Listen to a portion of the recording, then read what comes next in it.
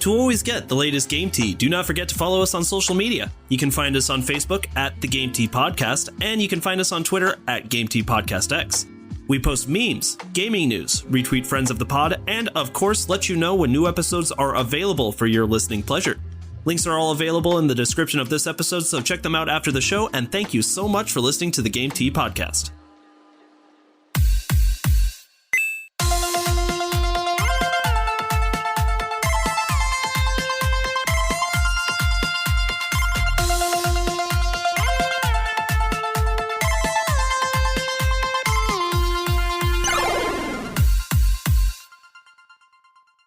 Hello, everybody, and welcome to another episode of the Game Tea Podcast. My name is JP. I'm Peaches. I'm Zach. And I'm Czar. Did we do it? We did things. Oh my god, we hit the order! Woo! All right, so before we actually got in for the recording, Zach has some very exciting news, and it's going to make Czar very upset. Zach, what's the news? I got an Xbox Series S. Why am I upset? Because you don't have one. That's accurate. I am sad because I do not have an Xbox. Zach, how is it? It's fast. Okay, I'll be honest. I am not a graphics and fidelity guy. Like, I'll be honest. I can tell it looks better on there, but like, I don't know. People like overhype it. I guess it's not a Series X. You know what I mean?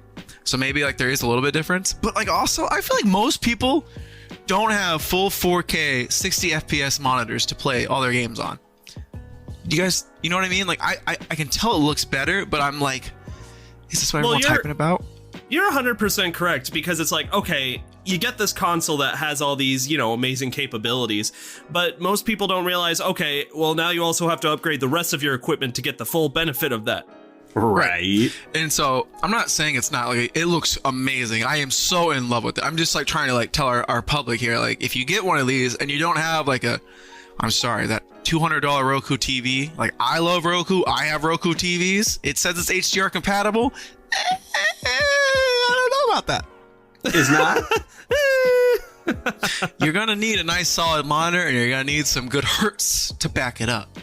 Or you're gonna have a bad time. I mean, you're still gonna have a good time. I'm just letting people know that those graphics people who that really bothers, you're gonna want to, you're gonna want a good monitor, which I guess it wouldn't bother them if they didn't have a good monitor in the first place. So maybe I'm just being redundant.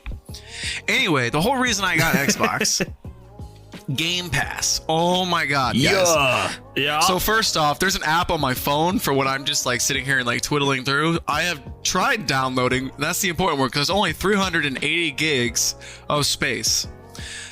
The average big Xbox title is between like 60 to 90 gigabytes. So I get like 4 games. And so holy shit. I've just been sitting here like, oh, I want to play that. Oh no, wait, I want to play that. Oh no. So it's been amazing, but I'm just having like, like hot potato syndrome where I just keep back and forth. So here's the games that I've got downloaded. Banjo-Kazooie. Yes! That was 500 megabytes, so that was pretty easy to fit on there. This one's for Chris, The Sims 4. Yay! And then I got Octopath Traveler, because I mean, I was like, Actually, I think I gotta go. It's about lunchtime. oh, but Peaches, you're gonna like these next two: Star Wars Jedi Fallen Order and Battlefront 2. Very nice. So I'm pretty excited for those. Alien Isolation, and then Ooh. Obviously I got Kingdom Hearts 1.5 and 2.5 remix, which is on Game Pass. I was like, oh my god, yes. Ooh, Kingdom Hearts on Game Pass? That's pretty dope. I didn't even know Kingdom Hearts was on. Yeah. And they have literally the whole series. It's Kingdom Hearts 1.5, 2.5, 2.8, and Kingdom Hearts 3. Damn. Wow. Yeah. And I also got Titanfall 2 because I heard that game got slept on. Like, it's good. I heard that game was insanely good. And so it's all there. I have not played it yet because I got it Saturday, and then we record on, what is it? I guess I've had 2 days to play it, but like it took a while to set it up and get downloads, and then it's just been a busy week. So I'm hyped. Team Xbox, Team Nintendo, fuck Sony because I can't find a PS5. Yeah! Czar's happy. Czar's never happy. So that's what makes it so special. You're gonna make me sad. Ches, how would you like to do itinerary today? What are we doing on the pod? So today on the podcast, we were talking about Sonic fans are probably not going to be happy about this one. Sakurai is retiring. Valve is trying to make a handheld console, possibly. And then we got an unknown amount of time takes. Because people had a problem with the quick takes not being quick. We'll see what happens. We'll see when we get there. Who wants to volunteer for this first article? All right, squad. I read good. All right, this first article is coming to us from GameRant.com by Dalton Cooper. All right, since Peaches, you're our Sonic guy. Sorry, I did say I wanted it, but do you want to read it? Well, I do have an article for you later, but if you don't mind doubling down on the reading, you can go for it. I don't have an article. I can read this. Okay. I don't know. Okay. You read good, JP. Let's see it. Not to mention, I don't have too much of a dog in the race with the Sonic, so I can be neutral here. Okay. Sega recently hosted its Sonic Central event dedicated to announcing new Sonic the Hedgehog video games. The presentation ended with a brief teaser trailer for the next main series Sonic the Hedgehog game set to launch in 2022. An official title wasn't revealed, but Sega itself accidentally leaked the possible title Sonic Rangers, which fans have started to run with. Regardless of whether or not Sonic Rangers ends up being the real title of the game, it seems that a ton of details have already leaked online. On January 6, 2021, an anonymous 4chan user posted a write-up for a game they supposedly play-tested called Sonic Rangers. As one might imagine, most fans ignored the supposed leak at the time as there was no hard proof to back up any of the claims. But now that the name Sonic Rangers has appeared in an official Sega press release, it gives a lot more credibility to the old leak. Okay, so it's really weird to go off of this as somebody who, as I said, doesn't have much of a dog in the race when it comes to Sonic, because we know that every single Sonic game is on this weird teeter-totter where either it's a pretty damn good game or it's absolute poo-poo. And all they have to do is take a wrong step in the wrong direction. But also, Sonic fans in general are super critical about everything Sonic. It's really weird. So what are your guys' takes on this? Czar, how do you feel? Well, we kind of touched on this a few episodes ago, where we talked about Sonic's 30th anniversary. It was coming up. We knew there was a new Sonic game in the works, and we were kind of debating on it. And I was saying that it's probably going to be open world. I thought they were going to do something on more of a competitive level with like Mario Odyssey. But if you read further into the article, according to the leak, Sonic Rangers is an open world game inspired by The Legend of Zelda Breath of the Wild. Okay. Yeah, so they're kind of taking some notes from that. And I'm really happy to see a full open world Sonic game. I think it's about time. I mean, there has been mock open worlds for these Sonic games in the past, but I don't know. I'm excited for the future of Sonic. What about you guys? Chaz, I know how much of a Sonic fan you are. Yeah, I mean, I did know that one guy that listened to Sonic music while doing card attending. Tell me your Sonic experience, Chaz. How are you certified for this? So I played Shadow the Hedgehog back on GameCube. Because I'm edgy. I think you just unqualified yourself, but keep going, please. I also played, I think it was Sonic Adventures 2, where like you played as Sonic or Tails and sometimes Knuckles. And yeah, I don't really remember. I remember one mission from the game where you fight Dr. Egghead. That could be your Sonic game. I can't remember the guy's name, but you were close. He was it's sitting Eggman. on a little. Oh, okay. Peaches, I'm gonna leave you of your duty of talking of Sonic because something tells me you're not a huge fan like you claim to be. I saw the movie. I did not see the movie actually. Oops. Oh my God, he's got to go. Yeah, come on. The Game T all went and saw this movie together. Yeah, because the Sonic movie was an absolute masterpiece. I actually thought it was. I thought it was a pretty damn good video game reiteration of a movie. For a video game movie, it was not bad. I'll give that to you. All right, here, Zach, you actually do like Sonic the Hedgehog. So how do you feel about this? How do you feel about the news of like possible open world? Just the news in general that we're getting a new game? What do you think? Oh God. Okay, so let's be honest. Sonic has not had the best track record since Sonic 06. And I kind of feel like they've been trying to get out of that since 2006. I just feel like literally since then they've been trying to make a good Sonic game, and they've all their good games have been Sonic Mania, which is a look back on his 2D, which was not even really, it was kind of developed by them. I think it was more published by them, though. It was more of the Christian Whitehead. And then there was Sonic Generations, which again was just 2D and 3D Sonic in a 2D space. And it was more of a look back on the past. And then like some people tell you Sonic Colors was good, which is getting a remake, so that's kind of hype. I'm excited to try that one finally. And then some people tell you like people are totally still on that Werehog thing. Like some people totally hate it, some people like it. And so I just think like I hope they've had time to build their perfect Sonic game. From what I've heard, they've been on this for a long time, and Sega was like, hey, we're gonna give you the time you need for this. Please make it good. And so I almost feel like this is their last like Sonic hurrah. Like if this goes south, it's gonna be like, we need to just get Sonic away from us because we clearly can't do him justice. I mean, like that's what I think. They would never do that because he makes so much moolah. But think if this goes really well, like think if this is the next Breath of the Wild, but with Sonic. Right. It could just be a rebirth of Sonic. I mean, I agree. And I don't think Sonic's like gone anywhere. He just kind of has been, he's not up, like he used to be compared with Mario, and now he's like down a few tiers. You know what I mean? Like, He used to have his own console. yeah. Fucking love the Dreamcast. I had a Dreamcast. You guys Dreamcast? Yeah, I played the Dreamcast. I have never had one, always wanted one. I mean, I was like 5. Couldn't appreciate it. I mean, I appreciate what Sega is trying to do because Sonic for so many people is just so absolutely pertinent to like their identity as a gamer. Like they just love Sonic. And honestly, I think the true fans have those moments where they're like, okay, over the last 15 years since 06, there have been some really decent, awesome Sonic titles, and there's been a lot that haven't been like that. I don't really consider, like, obviously the infamous Sonic Kid, like, I think his allegiance is a little bit up in the air. Then again, maybe it's because he cares so much that he yelled, "When will you learn the actions of your consequences?" in one of the greatest gamer moments I've literally ever seen. The first heated gamer moment. It's fantastic. I love it. And I love that it's about Sonic the Hedgehog, because I did not know that when I first saw the video the first 50 times. I didn't know what he was talking about. And then I learned it's from Sonic. It's because he's a Sonic fan. And I'm like, oh, that makes sense.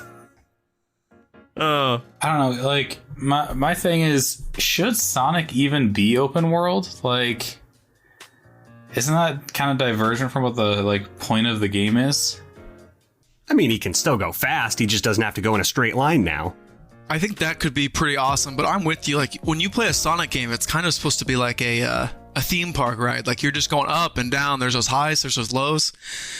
So it kind of depends what kind of world they make, which is why I said they really got to do this right. Because the worst thing ever is to make Sonic feel like Mario. Sonic is not fucking Mario. Sonic is supposed to be like Mario times 100. Like, you're just going 100. You got this cheeky attitude. You're going fast. You don't give a flack. Yeah, flack. That's a word. You're keeping it PG. We got a very PG podcast. And so Chaz, I see your point. It's like, you don't want it to just be a bunch of like, you don't want a bunch of mediocreness. You want those lows, like where you're going slow, just to really accentuate those highs. Like, you really want to be going fast as Sonic. Yeah. And when you're not, it feels bad, man. And what's nice for them is they have so much to work with. Like, they have spent 30 years of building Sonic's story, from his cartoons to his video games. I mean, there is so much story that they could do here. And I think they would have no trouble packing it, especially if, you know, they've been working on this game for so long, and that this is, as Zach said, Sonic's last hurrah. I think what's funny is, like, last week we were talking about Donkey Kong and how they've been considering not necessarily open world, but like transitioning into a more 3D style game for whatever it is that they do next. And how we were kind of a little apprehensive about that, because it's like, okay, what are you trying to do, and are you going to be able to do it successfully? You know, you got to work with your strengths here. And that's why I think you guys are absolutely correct. But I think you guys are absolutely correct in saying that, you know, maybe an open world experience isn't necessarily what Sonic is made for. At the same time, they've been throwing so much shit at the wall just to see what sticks over the last 15 years anyway. It's kind of like, fuck it. Let's see what happens at this point, you know? Honestly, I'm still kind of hung up on the fact that Czar said that Sonic has a good story. An entertaining story. The fact that you said Sonic has a story, I kind of didn't think about it. I was like, oh yeah, it does. Huh. Weird. It does. Yeah, there's actually a pretty diverse story arc even beyond Eggman, like with the Chaos Emeralds and the Sonic Gods, apparently. Kind of turned into DBZ there towards the end. Hell yeah, it did. See, now that was awesome. That was so dope. I don't care what anyone has to say. That was very cool. So, I mean, you could have like a Thanos situation in this game. Who knows? Reality can often be disappointing. Thanos is based? Base Thanos. All right, what do we have next? Oh, I know who this one is for. Zach, what are we talking about next? All right, this next one comes us from Silicon Era. This is written by Andrew Kia. And basically, I do think this was a little bit of a clickbait, and it's not him who did it. Like, he said it perfectly, but like, I saw a bunch of YouTube things go up, and they were all like, Sakurai's going to retire, which is kind of taken completely out of context. So let me read the article to you, and you guys can tell us your 2 cents after I tell you my 2 cents. Masahiro Sakurai is the director of games such as Kirby and Smash Bros. He's my best friend, and he doesn't even know me. He is considering early retirement. And if you know Sakurai, you know that he is very open. Like, he kind of communicates very well with like the fan base. And he made Melee in under 11 months. And even then, like, he actually went to the hospital for like overworking himself, and like he got super dehydrated. Holy shit! And for a banger that Melee was, 11 months is insane. Right, yeah. It is absolutely insane, because if you don't know, like, what Smash Bros came out in 1999, Melee came out in 2001, and the GameCube got announced in 2000. So there, you know what I mean? Like, there wasn't a lot of time for him to like get that, because they didn't know Smash Bros was going to be as huge as it was until Smash Bros was as huge as it was, which was probably 2000-ish. Quick weird question: which do you think he prioritized more, pooping or sleeping? Neither. He combined them into one activity. Bleeping. So what I'm saying is, this guy's work ethic is absolutely insane. He also developed Kid Icarus Uprising for the Nintendo 3DS, and I am going to stand by that is one of, if not the best game on the 3DS, hands down. I love that game so much. Like, just the witty dialogue and how he made Pit. Like, have you guys played the original Kid Icarus? I have not. The original or the 3DS version? The original. No. Like on the SNES? That's all he had to work with. I think it was on the NES. It's like a 2D platformer where you rise and eventually you kill Medusa. Medusa. There's 25 chapters in the Nintendo DS game, 3DS game, and chapter 5 you kill Medusa. Spoilers. All right. And so that's just to tell you right now, like, he like expanded that game's lore prolifically. Like, this guy is just such a creative human being. And I'm telling you all this because it kind of bums me out to read this. So he writes for Famitsu, this is what he's talking about retiring. Specifically, Sakurai stated that he has a certain fondness towards the idea of early retirement. Yeah, you're a workaholic. I could see that. Everything must come to an end at some point, Sakurai stated in the most recent column. He added that he feels it's okay to work as hard as I can right now, while I can, even if it makes me very busy. Yeah, okay, here we go. 2 more fighters are slated to release that the column will likely end within this year after their release. Additionally, he clarifies that this is more about the end of his column, and it doesn't mean that he won't be involved in game-related work in the future. Okay, so couple things here. First, I think it's really funny how everyone refers to this as early retirement, quote unquote, because it sounds like this guy has already worked 2 lifetimes. Yeah, no kidding. There's nothing early about this retirement. Also, just for clarification for listeners' sake, what is a Famitsu column? Is that just like a blog? Yeah, pretty much. It's a blog, and it's a what do you even call that? Just a publication in a magazine. Famitsu is a Japanese magazine. Oh, fair enough. Yeah, I'm trying to think of like a Game Informer. Like, you know, remember those old school things you used to like you read through? Oh, hell yeah. Game Informer is the shit. I still get Game Informer in the mail. Do you really? Yeah. Yeah, good for you. I love Game Informer. You're the reason they're still in business. Good for you, man. I honestly, it was a surprise to me. A surprise to be sure, but a welcome one. I think they're still being sent to my parents for some reason. And so I did want to say, like, this is like super clickbaity because, and like, not who is this? Andrew Kiva? Yeah, Kiva, I was right. But you probably saw a bunch of YouTube things if you watch the gaming stuff like I do, and it basically said Sakurai's gonna retire. No, he's just gonna stop doing the Famitsu thing. He's a busy guy. He's got other priorities.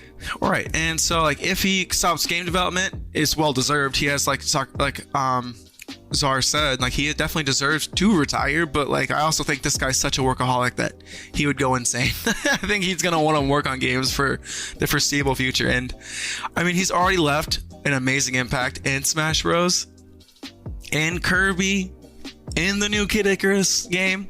So I mean, like, yeah, he could probably leave now, but I think if this guy gets another chance to just get away from Smash, he could make an entire another franchise. Boom, like just get super popular. Like, I don't know, like an F-Zero would be cool. I'm just throwing stuff out there, you know. yeah, for sure. Hint, hint, wink, wink. But yeah, so those are my 2 cents. Ches, Peaches, what do you think? Well, I want to start off by saying I don't think we should necessarily praise how, like, his work ethic of working himself to literal exhaustion and like hospitalization. I think that's a dangerous thing to praise. Yeah. There's a balance to it, and like he didn't balance it, but yeah, the product turned out nice, but it's not worth your sanity, right? Yeah, we don't want developers to do that. We've talked about that a lot. Absolutely. Yeah. It's just so yeah, don't work yourself to death for a company that really, will replace you within a week.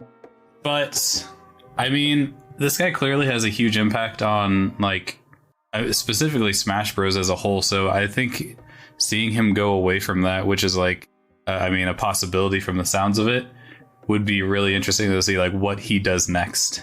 And now, like, how much time do you really think he was spending writing for like that Japanese publication? Like, do you think that was taking a lot of time away from what he's doing? I did a quick search of his column, and there are so many entries. Like, people have compiled books on his entries. So yeah, it's a weekly format, so I imagine it's kind of similar to what we do here, like maybe like 4 to 5 hours. I don't know, something like that. And like, what'd you say he's been doing this for since like 2006? No, since like 1999, maybe 2000. Oh yeah, no, that's a lot. I mean, I think everybody's making great points. Ches, I mean, you're absolutely right. You shouldn't be praising behavior like this, because the fact that you're absolutely right. I mean, as talented and amazing as this guy is, if something were to happen to him, he'd be replaced in a week or two. Now, whether or not the qualities of the products would be as good, that's certainly up for debate. But I would never insinuate somebody would do as good of a job as him. However. Right. Now, I agree with you. Like, mental health is way more important, and you're right. I agree. But and it's something that we talk about all the time. Yeah, it's something that we talk about all the time on this podcast, is like, you got to preserve the mental health on these devs. But at the same time, I mean, this guy has just he's contributed so much to the gaming industry that nobody deserves to retire as much as him. But I would hate to see anyone retire that's like as famous as this guy, as influential as this guy. I like this guy too. I don't love him like Zach does, because I haven't played Kid Icarus, even though I think Zach forgot that he gave it to me as a Christmas gift like 10 years ago, and I'm working on it. Okay, and well, it's nice that we're not actually talking about his retirement. He's just talking about being done with this publication.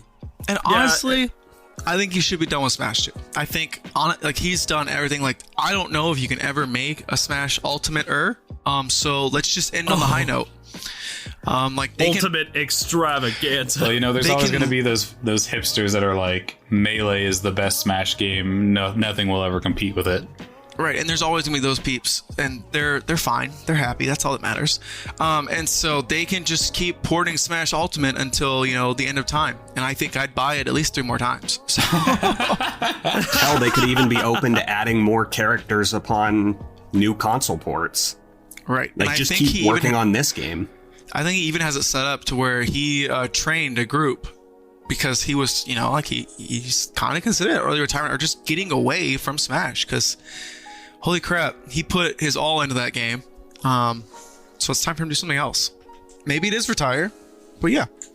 With that, do you guys have any more final points? Because I got to get my monologue out. Thank you. Appreciate that. Yeah, do you feel better now, buddy? A little bit, yeah. Take a bow.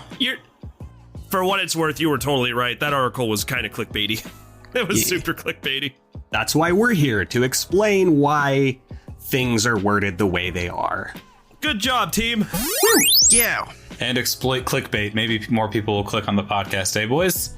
Hey. Yeah, let's put obscure exploit. titles for our episodes that make no sense. Hashtag exploit clickbait. Don't call Sakurai at 4 a.m. parentheses scary. Why is Waluigi not in Smash? These are the real questions. All right, are we ready to move on to the next article? Let's go. Yes. Who's taking it? This one's going to me, actually. So, This is a Ches.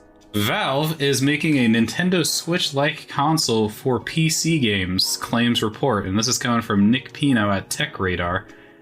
So, a new report appears to confirm that Valve is working on a new portable Steam console for PC games. We've already reported on speculation based on clues spotted in a beta of the Steam app, and now those rumors have been corroborated by Ars Technica. It appears that Valve really is making a portable PC gaming console. The console is codenamed Steam Pal, but that name is likely to change to something more, and this is straight from the article, this isn't my take, something more, cool, before it's unveiled to the public. I get it. It's like Game Boy, but not. I think there's one more thing I wanted to point out for the article here. Is rumors began to swirl around about the device when a Redditor spotted a change in Steam's code that referenced the new code name, though apparently it's been going under a different code name, Neptune, for the last 2 years. Huh. So, this is pretty cool, right? Yeah, It's pretty cool. I have a question, though. What happened to the Steam box? Huh? Wasn't Steam already in development on a physical console that they wanted to sell and compete on the game market with? Maybe it was always I don't this, or eventually turned into this during production. See, that's kind of what I'm thinking is either they started out this way, but I was almost certain that they announced like a Xbox-like console. But I guess somewhere along the way, they thought Nintendo was doing it better, so they decided to do this. Yeah, I mean, I'm really curious if this is ever going to be able to, I guess, compete with something like the Nintendo Switch. I just can't imagine like a Steam console, especially a portable one, ever having quite the impact that something like the Nintendo Switch has had. But I mean, if they do this right, it could be a huge seller, because who doesn't want to play like actual PC quality like games on a mobile device? Well, I guess there's some games you probably wouldn't want to play mobile, but like a PC quality games outside of a PC is already huge. Yeah, seriously, like gamers have been talking about this for years because one of the most convenient platforms for all things gaming is Steam. And, we have always, well, at least myself, I have always wanted to see Steam compete with the big three. And I feel like once we know more about this new Steam console, if we don't compare it to the Nintendo, I mean, at least loosely, we're gonna see like the next thing in gaming. This is going to be huge. A merge of PC gaming on the go. Like, that is absolutely incredible. So I guess you guys are going to make me be the contrarian here, huh? Yes. Probably, yeah. Fuck. Okay, here we go. I don't see the point. I don't see the point of that, and here's why. Why would you want to make a PC over getting a console? Obviously, it's for like the availability of games, but I mean, if you're talking about it from like a console level, I don't know. It's just like, part of what makes a PC so great is obviously the fact that the graphics card on its own is a whole nother, like a whole computer inside of your computer that's used to make games as great as they can possibly be. So it's like, if you're happy with the library of like a console that's already on the market, like the PlayStation, Switch, or Xbox, why, I guess, would you go with this over one of those if the graphics are going to be about the same anyway? Do you think it's strictly like a library standpoint? I would say, yeah. Absolutely. Because that in itself is cool. That's definitely it's 100% about the library. Right. Like, when I think about the Nintendo Switch, I think of, like, Switch is a few really high quality games. You know, like, but like outside of that, you know, you got your Smash Bros, you got your Mario Odyssey, you got your Zelda Breath of the Wild, and honestly, I'm struggling to come up with another one. Oh, there's a lot more big hits on the Switch than that. Just, I don't know necessarily anything that you're interested, but anyway, what's your point? But my point is, like, the Switch, from my view, doesn't have like a ton of like really good games that you can play like forever and ever into perpetuity, though I'm sure Zach would disagree with me. However, I think that if you are bringing like a PC library of games onto a mobile like platform, I think that opens up like a lot of opportunities and a lot more playtime to be gotten out of your console itself. Well, exactly. I mean, especially because you look at all of these other companies producing games, they all have their e-market, their e-shop for these games. Xbox has theirs, PlayStation has theirs, Nintendo has theirs. Steam already has that game platform, you know, established. They provide some of the best deals in gaming. Like, I can't tell you about how excited I get for the Steam summer sales because I'll get like 40 games for $20. And yeah, you're just transitioning that into what's already seen on the market with the Xboxes and the Switches and the PlayStations. It just makes sense to me because that's what everyone else is doing, and Steam has never done that. So why not now? I too agree with Czar's take. Woo! Yeah, I mean, I just wanted to give my 2 cents from the hardware perspective. Like, the library part, that totally 100% makes sense to me, because that does sound very appealing. It was just the hardware, I guess I was stuck on there for a minute, but like, yeah, you guys are totally right. Well, you're right. The hardware, it definitely doesn't completely make sense to me either. Because you're right, the point of getting some of these games and specifically building a PC is for the higher quality. And I mean, you don't build a PC for mobility, you buy a Switch for mobility.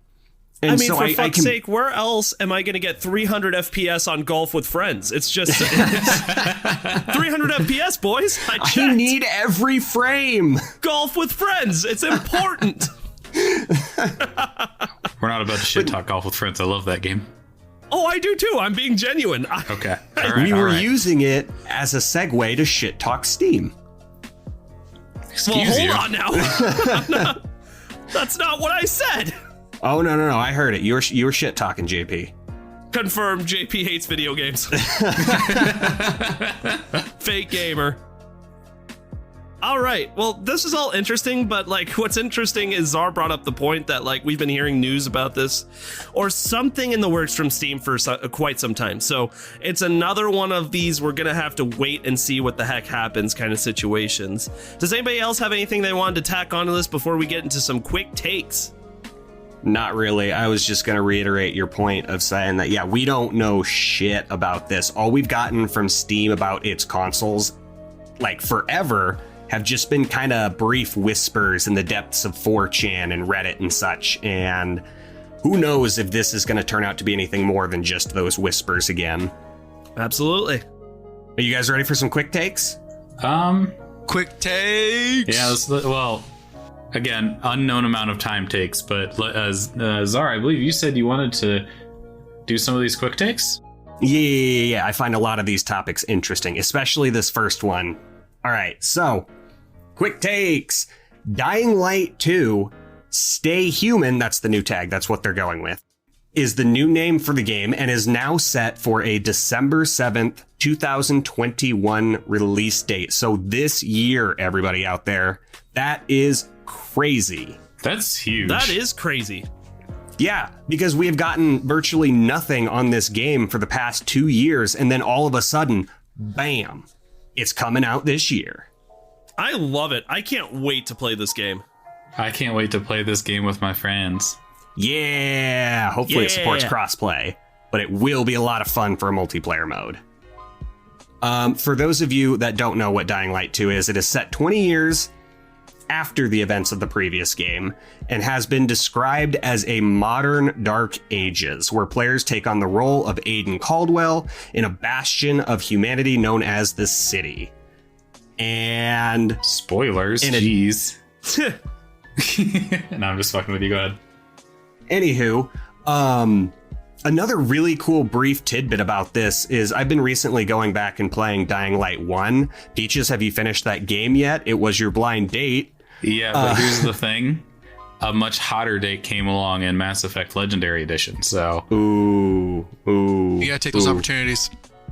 It's true. But in the first game, they've been advertising Dying Light 2 when it got announced by like spray painting different Easter eggs found throughout, just walking around the city.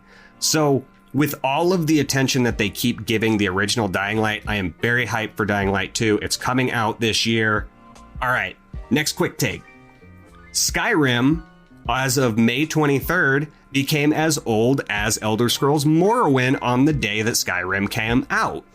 Ooh. Well, okay, so to word this a little differently.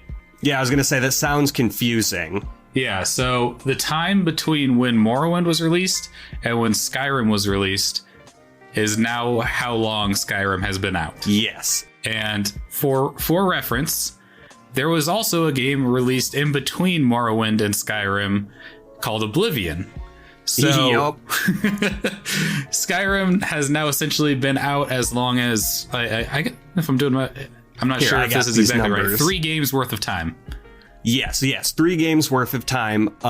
More specifically, when Skyrim came out, Morrowind was 3,481 days old. Some quick maths tell us that Morrowind was 9.5 years old when Skyrim came out. So boys, Skyrim is almost a decade old. It's got to be time for a new game. Skyrim is just so timeless. I don't know. I love that game, but you might be right. I could not call Skyrim timeless. I mean, unless you're modding, but then, it's not really gaming on what they intended.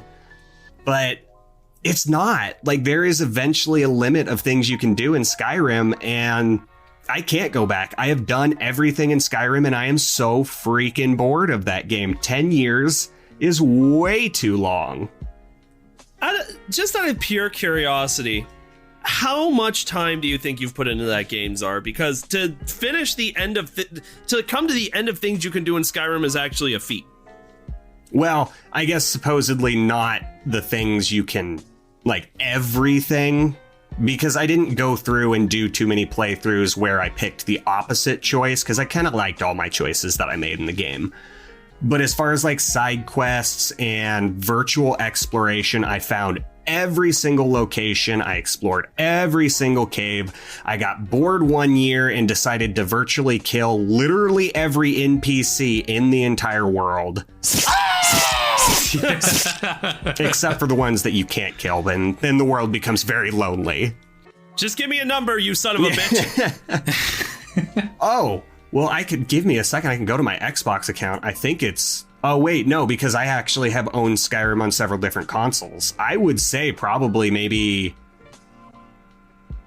up to 7-8 months, almost a year, maybe even past a year of gameplay time I have played Skyrim. I think you've played too much Skyrim. Oh, absolutely, I have. I think that's a lot of Skyrim. Yeah, no wonder you're bored. I think I've played like 200 hours of Skyrim, and I thought that was way more than enough. All right, these short takes are not becoming short takes anymore. I specifically said they're not quick takes. Next quick take. Unreal 5 engine is available for early access. For those of you that don't know, the Unreal Engine is a platform for game development and one of the best ones at that. And I don't know a ton about game development, so I won't go too much into detail. But this news of a new engine is huge because the last Unreal Engine, Unreal 4, launched on March 19th of 2014. Wow, I didn't know it was that old. And that was just according to a quick web search. I mean, Unreal Engine 4 is the standard. I'm obviously not a game developer, but from what I know of like other people who do develop games, Unreal is like, it just doesn't get better than using the Unreal Engine. So Truth. For Unreal Engine 5 to be coming out, it means that there's a whole new era of better looking games about to be launched, and we should be very excited. I don't know if you guys watched the tech demo for it, but it looks fucking sane.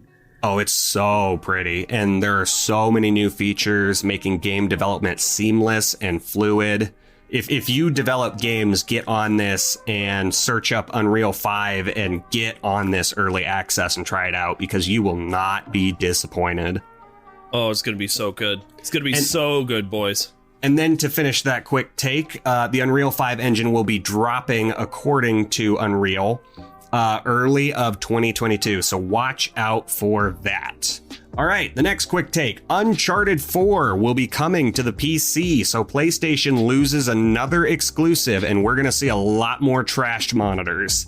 Yeah, I have mixed feelings about this because I'm personally not a huge fan of Uncharted at this. Not that I think it's a bad game, just that I never really got into it. But I do know lots of people that love Uncharted, especially Uncharted 4. So that is actually a big deal. Yeah, we're probably going to see some broken PlayStations over this. All right, JP, you wanted to kind of touch on this a little bit. We were talking in the chat, so I will leave this next quick take to you about the PlayStation State of Play that happened. Sure. So, we're gonna keep this very brief because we did hype up the State of Play last week, but it was just some Horizon Forbidden West gameplay. Now that being said, how about that gameplay? Oh my goodness, beautiful! This game is it looks like it's gonna end up fantastic. I can't wait to get my hands on this game. The first Horizon Zero Dawn was very, very, very good. It just a few things missing for it where I would have been like, yes, this is 100% amazing and I love this game. But I feel like from what I've seen from Horizon Forbidden West, they're going to do a lot of extra things to build upon Horizon Zero Dawn that's going to push it into one of the greats. A game that most people already consider great, but for me personally, making it amazing. It's so there's just not enough time here to talk about everything that was featured in that State of Play. And even if there was, it's not enough to do it justice anyway. If you're interested at all in this game, you need to get your buttons onto YouTube as soon as you get home. Type in the State of Play that just happened on Thursday and take a look at this gameplay trailer thing from the State of Play because it was wonderful.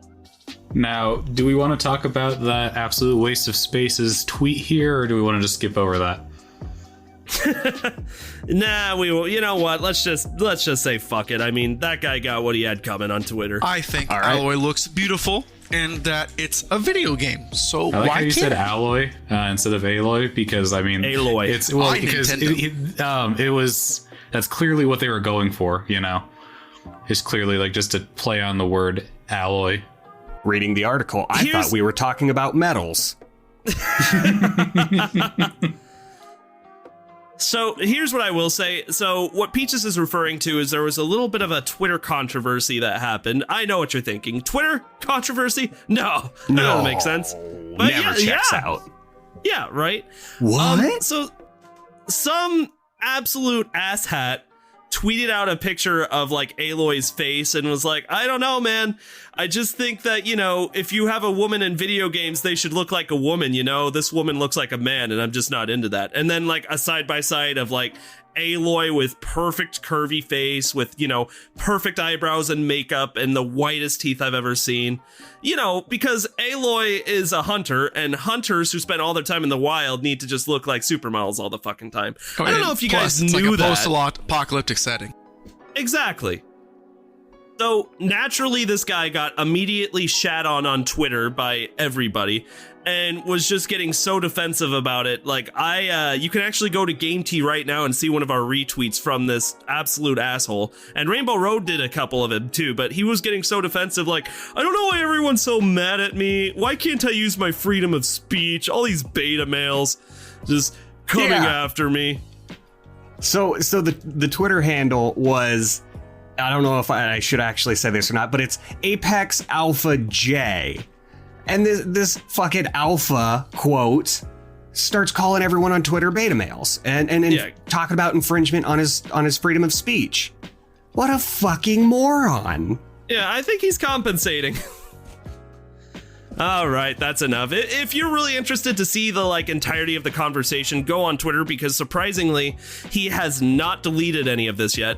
Go on to GameT's site and you can actually see that we retweeted a couple of his things with our own quote tweets and then some of Rainbow Road's content. But it is killer, and we're even talking about maybe doing a Let's Talk on it. We'll see what happens. Thinks he's justified. Anywho, we don't want to glorify him with any more airtime here. So the next quick take is actually pretty great for 3 of the 4 of us on this podcast. So Borderlands 3 is launching full support of crossplay. Yes, finally! Yay! But unfortunately, Sony is requiring Gearbox to remove crossplay entirely from their platforms. They just shut it down. So, sorry, JP. I'm not surprised, but I am disappointed. But again, not surprised. PlayStation does not like playing well with others. That's their whole thing. But they're in a position right now where they don't really have to be good at playing with others. They should get a different thing. I agree. You should say something else. You should find a new hobby. I like birds now. Like Android 16. No, I totally agree with you guys. Like, Sony is just being such a dick when it comes to anything crossplay. And for what it's worth, I get it and I understand why. I just wish it wasn't like that. Because everybody else is on board. You know, even Nintendo. Nintendo's never on board with anything. Right? Yahoo! Yep. So that is that quick take. Borderlands is coming to be shared for everyone except for Sony fans. Sorry, everybody out there. Who could have predicted this? Now, this last one, Zach actually posted for me to put into the script. So, Zach, do you want to take it? Yeah. Let Zach take this one. Okay, so for some unforeseeable reason, because usually there's a Pokemon Direct before E3 the week before, which would be literally like 3 days after this episode goes up, I think. When is this? Is this the Saturday episode? Wednesday episode? I always forget it. This is Wednesday. This is the Wednesday episode. Okay, so a little, pretty much probably a week from when you guys hear this episode, because you guys always are day one listeners. I appreciate you, babies. Anyway, Pokemon decided to go ahead and Twitter drop the release dates of Pokemon, was it Brilliant Diamond and Shining Pearl? Did I get that right? Yeah, that checks out. Which they're coming out November 19th? 2021, which yay. But then they decided to take it one step farther and give me a little heart attack, because JP and I have already aired our thoughts on how we feel like this game needs time to cook so it can be great. But Pokemon Legends Arceus is actually not going to get time to cook, and it's going to release on my sister's birthday, January 28th, 2022. Happy birthday to Zach's sister. Happy birthday, Elizabeth. And Elizabeth. hopefully you will get to play Pokemon with Armand, and it'll be a good time. And hopefully it won't be a buggy mess, and I'm super scared and anxious, and maybe Pokemon knows something I don't. Yeah, I was going to say, I am real nervous with that release date. That is very soon from when we saw the trailer, and that FPS in the launch trailer was not great, or the gameplay announcement. Maybe it's a visual novel. No, guys, come on. We already said more bezels, less game cartridges, more 5 FPS shingling. Hey, doobies, free More bezels. I have the good news is I have actually seen advertisements for this game where the FPS looks a little bit better, but advertisements can be very misleading on the final product, as we all know. What? No, I don't think that's happened. Ever? Never. I don't think that's happened once. I don't think that's ever something that's been really happened. That can't be true. Yeah, I mean, Zach, you're absolutely right. The danger is if they don't give this game the adequate amount of time that it needs, they're gonna resort to like using, doing standard Pokemon shit. We don't want this to be a standard Pokemon game. We want this to be a defining Pokemon game. And yeah, I'm with you. This makes me nervous. Absolutely. All right, boys, we're running a little short on time here. Let's say we do some game releases. Yas, who wants releases? Yeah, I can do some game releases. I'll speed through these so Zar can actually get some sleep after editing this. I appreciate the care. So on June 4th, we have Evergate coming out for PS5, Sniper Ghost Warrior Contracts 2 coming out for PS4, Xbox One, and PC. Then we got Last Kids of Earth and the Staff of Doom coming out for PS4, Xbox One, Switch, and PC. The Persistence coming out for PS5, Xbox Series X/S. Then on June 8th, we got Backbone coming out for PC, Chivalry 2 coming out for PS5, Xbox Series X/S, PS4, Xbox One, and PC. Edge of Eternity coming out for PC, and then Elder Scrolls Online is coming to PS5 and Xbox Series X/S. Well, right on. Woo! And then for the hype up one upcoming game, I see a link. What did you do?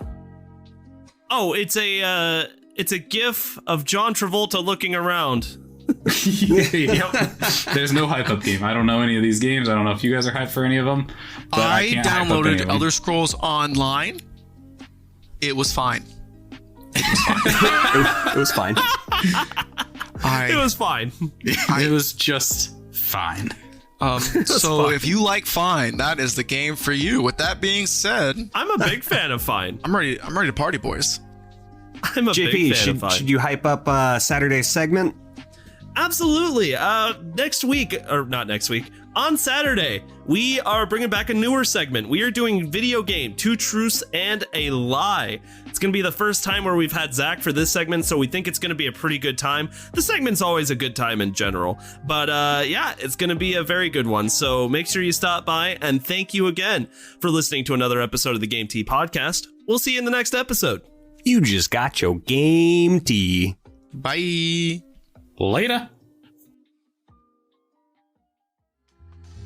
If you like what you heard today and you're looking for more ways to get your game tea fix, check us out on Patreon. With bronze, silver, and gold tiers starting at $2 a month, there are several incredible rewards you can receive for supporting the show, such as a follow from us on Twitter, access to a monthly Q&A session, an invitation to our private Discord server, and even bonus episodes of the podcast only accessible to patrons. Your donations will be used to make the show even better. The link to Patreon is in the description with our social media, so go check it out. Once again, thank you so much for listening to the Game Tea Podcast.